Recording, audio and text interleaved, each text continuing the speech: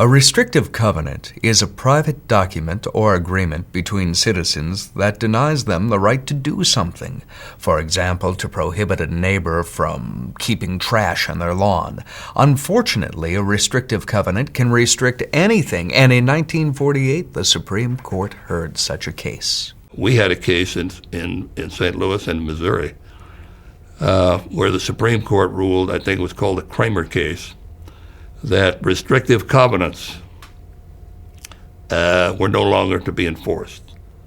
And restrictive covenants, for years, when you purchased a piece of property, a covenant that went with the property, which said you cannot sell your property to a black person or an Indian or a person of Jewish faith, were enforced. In 1911, a majority of residents of Labadie Avenue in St. Louis signed a restrictive covenant prohibiting African Americans from living on their streets, even though there were already 5 black families living on their streets, one family since 1882. In 1945, without knowledge of the covenant, J.D. Shelley, an African American construction worker from Mississippi, bought a house on Labadie for his family. A neighbor sued the Shelleys and the previous owner. The circuit court held that the restrictive covenant was invalid, but on appeal, the Missouri Supreme Court ordered the Shelleys out of the house. With nowhere to turn, the Shelleys appealed the case to the U.S. Supreme Court on the grounds that the restrictive covenant violated their 14th Amendment rights.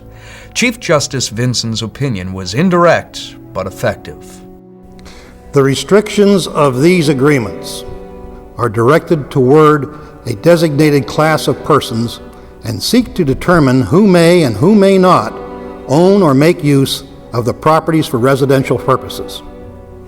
The excluded class is defined wholly in terms of race or color.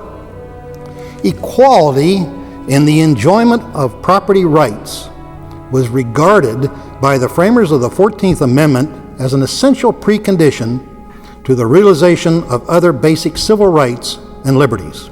The 14th Amendment erects no shield against merely private conduct, however discriminatory or wrongful. We conclude, therefore, that the restrictive agreements standing alone cannot be regarded as a violation of any right guaranteed to petitioners by the 14th Amendment. However, we hold that in granting judicial enforcement of the restrictive agreements in this case, Missouri has denied petitioners the equal protection of the laws, and that therefore the action of the state court cannot stand. This ruling did not make restrictive covenants illegal. It merely said that courts could not enforce them. In essence, restrictive covenants became irrelevant. The effort was to attack discriminatory policies in every aspect of American life: employment, education, voting rights, property rights, access to public institutions. This was one that was trying to deal with discrimination in housing. And indeed, there was a practice in some of these neighborhoods that wished to remain exclusive, where people would simply put in restrictive covenants in their property transfer papers.